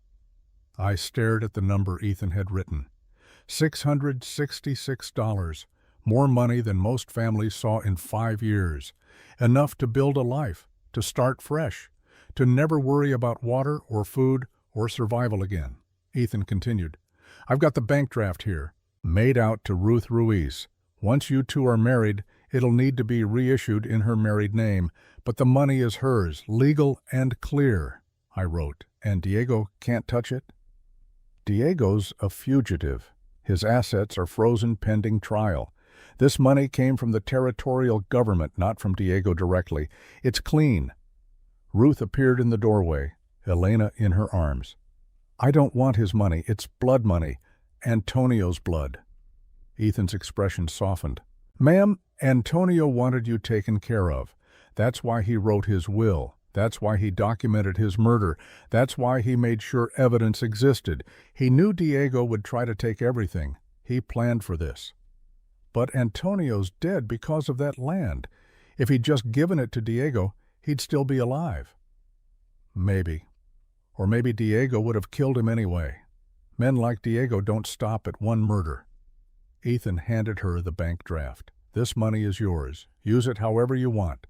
But don't refuse it because of guilt. Antonio would want Elena to have security, to have opportunities, to have a better life than the one she was born into. Ruth looked down at the paper in her hand, at the number that represented her dead husband's final gift. Then she looked at me. What should I do? I wrote. Take it. Use it for Elena, for the future. Antonio earned it. You deserve it. But what about you? This house, the repairs, the supplies Joseph and his sons used. You've spent money protecting us, I wrote. Not about money, about doing what's right. But I want to contribute, want to be a partner, not a burden. I erased and wrote carefully. Then we use it together, build something, a real ranch, a real life, for Elena, for us. Ruth smiled through tears. A partnership then, equal stakes, equal decisions. Equal everything. Ethan cleared his throat. Speaking of equal, I've got the marriage license here. Judge Thompson expedited it. You can get married whenever you're ready. I'm authorized to perform the ceremony if you'd like. Ruth and I looked at each other. 3 weeks had passed since I'd proposed. 3 weeks of getting to know each other beyond crisis and survival. 3 weeks of quiet moments and shared exhaustion and slowly building something that felt like it might become love. She raised her eyebrows. Today? I wrote. Unless you want to wait. I've been waiting 3 weeks. Feels like enough time to be sure. You are sure? Are you? I nodded without hesitation. Then today. Ruth turned to Clara, who'd come outside to see what the commotion was about. Clara, can you make me presentable in an hour? Clara smiled. Honey, I can make you beautiful in 30 minutes. Go inside and let me work miracles. An hour later, I stood in the parlor of Sarah's house, wearing clean clothes and a fresh shave, feeling more nervous than I'd ever felt in battle. Joseph stood beside me as best man, grinning like he'd won a bet. Never thought I'd see this, he said quietly. The Silent Mountain getting married. I wrote, makes 2 of us. Sarah would be happy. She always said you needed someone to talk to, even if you didn't talk back. The mention of Sarah should have hurt, should have felt like betrayal, but instead it felt like blessing, like she was here in spirit, approving of this moment. Clara appeared at the top of the stairs. Gentlemen, may I present the bride. Ruth descended slowly, Elena in her arms. She wore a simple blue dress that Clara had altered to fit her recovering frame. Her dark hair was pulled back with the same ribbon that had been in Sarah's locket. She looked tired and pale and more beautiful than anything I'd ever seen. She reached the bottom of the stairs and stood facing me. Elena made small sounds between us, oblivious to the significance of what was happening. Ethan opened a worn book and began to read. Dearly beloved, we are gathered here today to join this man and this woman in matrimony.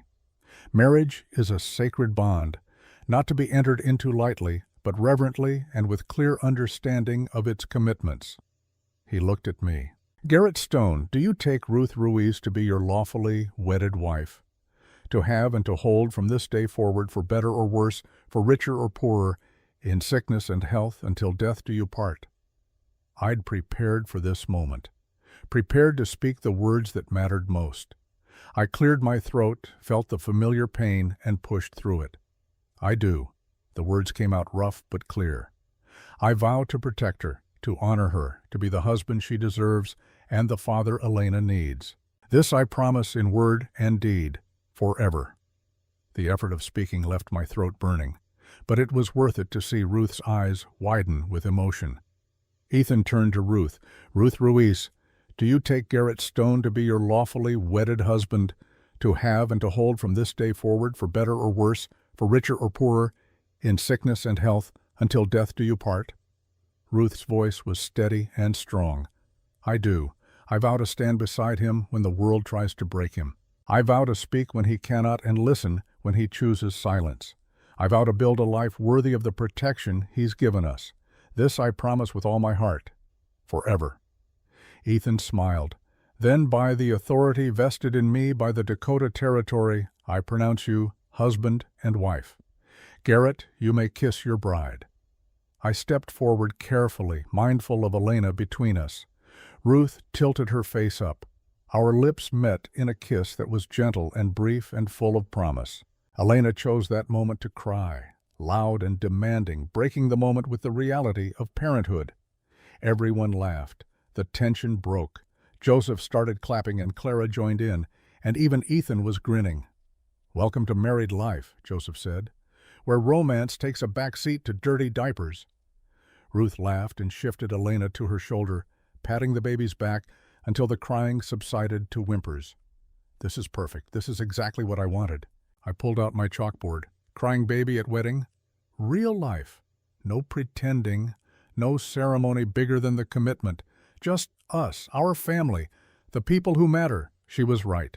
This was perfect. Not the wedding I'd had with Sarah, which had been large and formal and full of people I didn't know.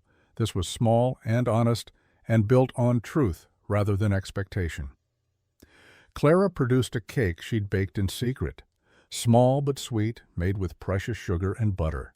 We ate standing in the parlor, passing Elena between us, talking about the future in a way that felt safe for the first time. Where will you live? Ethan asked. This house or somewhere else, I wrote to her. Here. It's home. Ruth added, we'll make it ours. New memories to balance the old ones. Sarah's presence doesn't need to be erased, just expanded to include us. What about the money, the inheritance, I wrote. Build proper ranch, hire help, make something Elena can inherit someday. And Diego? Everyone got quiet at the mention of his name. Joseph spoke first. Diego's in Mexico, but he's got money and connections. He could come back, could hire more men, could try again. Then we'll be ready. Ruth's voice was firm. We'll build fences and relationships. Make this place strong enough that nobody can threaten us. Make ourselves part of the community, so if Diego does come back, he won't be facing just us. He'll be facing everyone, I wrote. Together we're stronger than he is. Together, Ruth agreed. The celebration continued into evening, a small gathering of the people who'd become family through crisis. Joseph and his sons, Clara with her wisdom and steady hands, Ethan representing law and justice finally served. And at the center of it all, three people who'd found each other against impossible odds. A man learning to speak again after years of silence. A woman learning to trust again after betrayal. And a baby who would grow up knowing she was chosen, not obligated. Loved, not owned. As darkness fell and our guest prepared to leave, Ruth and I stood on the porch with Elena bundled between us. The prairie stretched endless in every direction, dark and vast and full of possibility. Are you scared? Ruth asked quietly. I wrote, of what? Of this, marriage, fatherhood, everything changing. I thought about it for a moment, then wrote, yes, but good scared. The kind that means something matters. I'm scared too, scared I'll fail Elena, scared I'll disappoint you, scared that I'll wake up and discover this was all a dream. I erased my board and wrote carefully, not a dream. It's real, hard and messy, and complicated and real, and we'll figure it out together. Promise? Mountain man's promise. We don't break those. Ruth leaned against my shoulder. Elena slept between us, her breathing soft and steady, the sound of new life, of hope persisting against all evidence that it shouldn't. What do we do now? Ruth asked. I wrote 3 words that encompassed everything to come. We live together. 2 years later, Elena took her first steps in the yard of the house that had become truly ours. She toddled from Ruth's arms to mine, laughing with the pure joy of discovery. Ruth was pregnant again, this time planned, this time wanted, this time without fear or violence shadowing the happiness. The ranch had grown. We'd built a proper barn and hired 2 hands to help with the cattle. Joseph's sons worked the land with us, having decided that this place felt more like home than anywhere else. Clara visited weekly, bringing cookies and advice and the steady presence of someone who'd seen us through our darkest moments. Ethan stopped by monthly, always with news about the territory and occasionally about Diego. The last report had him spotted in San Francisco, living under a false name, working as a clerk. A fall from grace that felt like justice even without a trial. But mostly, he stayed away. The cost of coming back was too high. The risk of facing murder charges too real. He'd won his freedom by abandoning everything else. It was a prison of a different kind. Elena grew strong and healthy and utterly fearless. She had Ruth's dark eyes and my stubborn determination. She called me Papa without hesitation, without knowing that word had once been impossible for me to hear without pain. I'd started talking more, not constantly, not easily, but enough.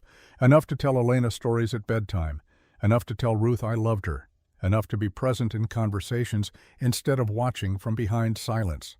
Some mornings, I still carried water from the creek, not because we needed it, the well worked fine and the pump never failed, but because the ritual reminded me of who I'd been and who I'd become. Each bucket was weight carried willingly, each step a choice made freely. Ruth understood. She never asked me to stop. Sometimes she walked with me, Elena strapped to her back, talking about nothing and everything while I listened. We visited Sarah's grave once a month, brought flowers, kept the area clear of weeds, told her about Elena and the baby coming and the life we were building. I didn't feel guilty anymore. Didn't feel like loving Ruth meant betraying Sarah. Love wasn't a finite resource that got used up. It was something that grew, that expanded to fill whatever space you gave it. One evening, as the sun set over the endless prairie, Ruth found me on the porch. She settled beside me, her swollen belly making movement awkward. "What are you thinking about?" she asked. I pulled out my chalkboard, though I could have spoken. Some things still felt more true when written. Thinking about how 3 years ago I was alone, convinced I'd never have a family again, never deserve one. And now? Now I have everything I didn't know I needed. I erased and continued. You, Elena, this baby coming, a life built on choice instead of obligation. It's more than I deserve. You deserve every bit of it, Garrett. You're a good man, a good father, a good husband, I wrote. Antonio was better. Antonio was who he was. You're who you are. Elena doesn't compare. She just loves you. That's enough. Elena appeared in the doorway, dragging her favorite blanket. Papa story. I set down the chalkboard and lifted her into my lap. She curled against my chest, thumb in mouth, waiting with the patience only toddlers preparing for sleep possess. Once upon a time, I began, my voice rough but steady, there was a mountain who thought he'd always be alone. Elena's eyes were already closing, but she murmured, "Not alone.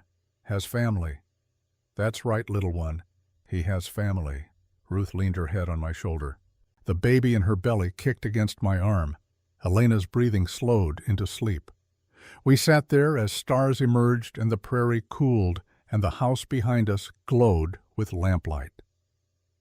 A family forged from crisis, built on choice, sustained by the daily decision to love when it would have been easier to walk away. Some stories end with triumph. Some end with tragedy. Some end with questions unanswered and futures uncertain. This story ended with something simpler and more profound. It ended with a man who'd lost everything, finding it again in unexpected places. It ended with a woman who'd been treated as property, discovering she was priceless. It ended with a child who would grow up knowing she was chosen every single day. It ended with a family sitting on a porch in Dakota Territory, watching the stars come out, knowing that tomorrow would bring challenges and joys in equal measure. Knowing that together they could face whatever came. Knowing that the mountain had finally found his valley, and in that valley peace had taken root.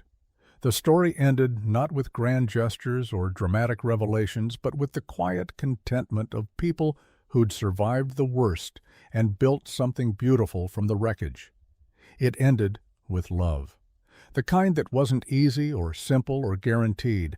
The kind that had to be chosen every morning and maintained every evening and protected against all threats, internal and external. It ended with a promise kept, a vow honored, a family saved. And in the vast silence of the Dakota night, that was everything. The end.